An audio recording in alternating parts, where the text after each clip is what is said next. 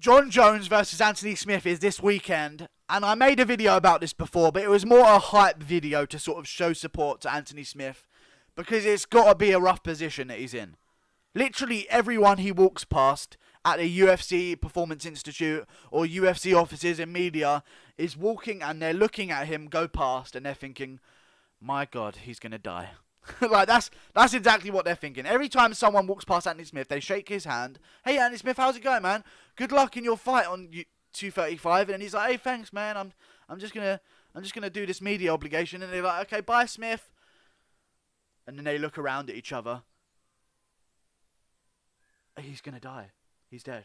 Rest in peace, Anthony Smith. But if there's one person that believes in Anthony Smith, it is himself. He was the underdog against Rashad. And I understand these are not the same caliber of opponent as Jon Jones. He was the underdog against Rashad. He knocks out Rashad in the first round. Fair enough, not the same caliber. He was the underdog against Shogun, I believe. Narrowly. He knocks out Shogun in the first round. Two former champions. And I know what you're going to say. Jon Jones, on the other side, beat both these guys in the first round. Oh, not in the first. Beat both these guys in the prime of their career. In Rashad and Shogun. But then Anthony Smith beats Volkan Ozdemir. That's the proving point of you deserve to be a title shot. Because Volkan Ozdemir obviously went into the second round with DC. Gave DC a bit of a hiding in that first round, if you remember. Landed some good shots on him, but then DC does what DC does. Took him down, put that fat belly on his face and just smothered him until the TKO was called. And then Anthony Smith goes in there. Calculated performance. It was a bit of a brawl. I must be honest. I feel like he could have been a bit more technical. But obviously Volkan Ozdemir, number 2 at light heavyweight for a reason. Anthony Smith secures the rear naked choke at round 3 or round 4. I can't remember which one it was. I'd be lying if I said I watched that fight because I really fucking didn't. It was a terrible card. But I did watch the fight, but just not live. But Jon Jones, here's how I feel about the light heavyweight division. No win matters at all. Unless you beat one of Gus, DC, or Jones. No win in that division means anything. It's Jones, DC, Gus, and then everyone else. And right now, Anthony Smith is one of everyone else. And he's the next guy up to challenge Jones. Here's what I have to say. How's Jon Jones feeling? He's just had a fight camp. He came in, fair enough, he handled Gustafsson with some ease. But it's the training camp that really puts the damage on you. Even if the fight's easy, the training camp's really going to put some stress on you. He said in interviews that his feet are hurting because he's been kicking a lot. He's going to need to kick a lot in this fight, in my opinion. He's going to need to use the elliptical kick. Fucking overused it. He just needs... If the elliptical kick was X on the remote, he's just fucking spamming that button over and over again. He needs to pop out that knee of Anthony Smith. Not pop it out. He just needs to halt the advances of Anthony Smith. Because Anthony Smith has one chance in this fight. He comes forward. He tries to make it dirty. And he tries to land a crisp shot on Jones's chin. Big fucking ask. Really big ask. It's possible. It is possible. Anyone can lose. But Jon Jones is obviously the favourite for a reason. Jon Jones, I'm seeing front kicks. I'm seeing side kicks to the leg. I'm seeing elliptical kicks to the knee. Trying to halt the advances. I'm seeing just stiff jabs with that 10 fucking each reach advantage. I mean, that is just unfair. 10-inch reach advantage and you guys are the same height, which I would like to be remeasured. Because if you see those two squaring off, Jones is clearly an inch taller than him. Or maybe it's just the way Smith is standing. Who knows? But here's one thing about Anthony Smith. He doesn't fucking quit. And I don't think that he is blinded by the mirage, that Jon Jones is. He's not going to get in there and be like, oh my god, there's fans in the crowd when I'm fighting. Oh my god, there's not empty seats everywhere when I'm fighting. That's weird. He's not going to be like that. He's been around the game. He has double the fights of Jon Jones, nearly, which is weird to fucking think because a lot of people think he's this new, hungry up-and-comer that's just beat 3 guys at light heavyweight and made his claim for the title. That's not true. Anthony Smith's been in this game since I was, 9 years old? He's been a pro? I was 9 years old when he was a pro.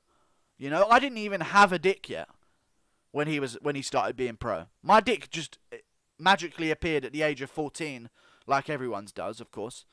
That's just the way boys work. If you didn't know that, girls that are watching, or is that just me? Never mind. I'm gonna go with Jon Jones. I have money on Anthony Smith. I want Anthony Smith to win. The odds are very nice. I think I got him when he was a 7-1 underdog when I put a bet on him for £20. That's all I had.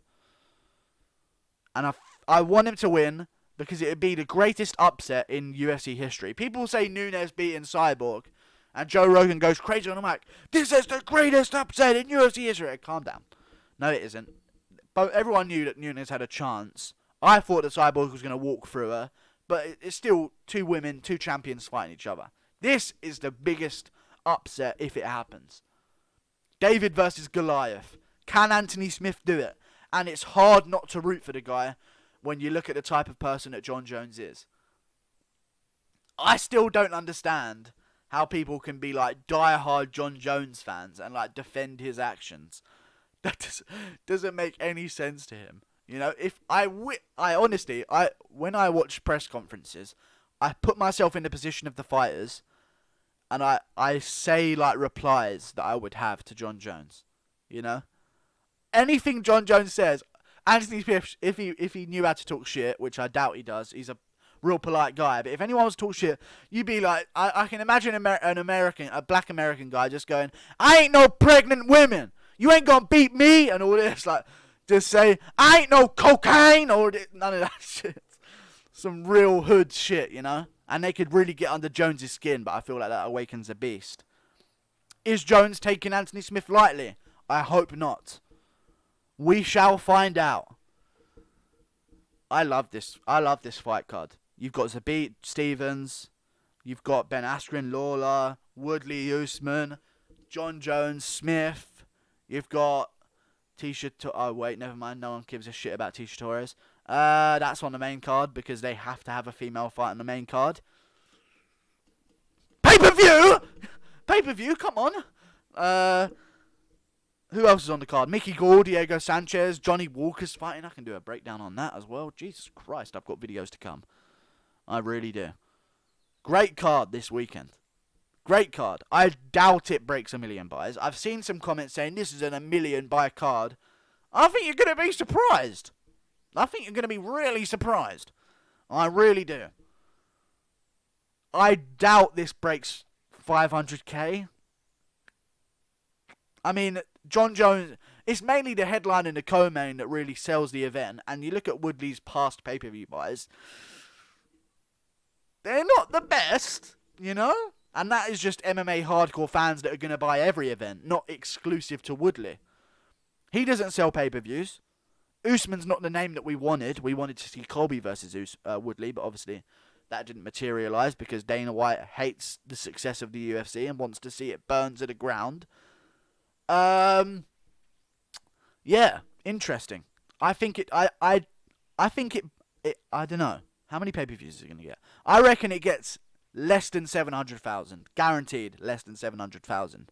And I think this is the fight where UFC realises, okay, we've got something with Jon Jones, but our only real star in the UFC at the moment is either a potential Israel Adesanya, because people relate to him quite well, like nerds and weebs and shit like that relate to him. And Conor McGregor, obviously.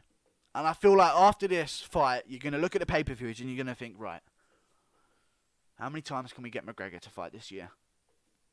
I'm going to go with, if you want my honest opinion, I'm going to go with Jon Jones by KO, TKO in round 3 or 4. I don't think he gets this done real quick. I really don't.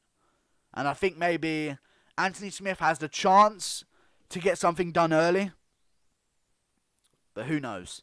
It's a fight, guys. It is a fight. Have you ever seen that guy at school, the real badass guy at your school, and some guy just gets a nice clip on his chin in a fight, and you see him go limp, and you're like, oh shit, that smaller guy isn't then better at him than him at fighting. It's a fight. It's a fist fight. This isn't boxing with massive fucking cushions on your hand that you can just sort of all to do with skill. This is a fight. There's barely any padding. Anything can fucking happen in a fight, guys. Jon Jones is the favourite for a reason. I'm going to go Jon Jones by round 3 or round 4, but we're rooting for Smith. Let's go, Smith! Let's go! Make me some fucking money, you bald cunt. Let's go, Smith. Like and subscribe. Thanks for watching.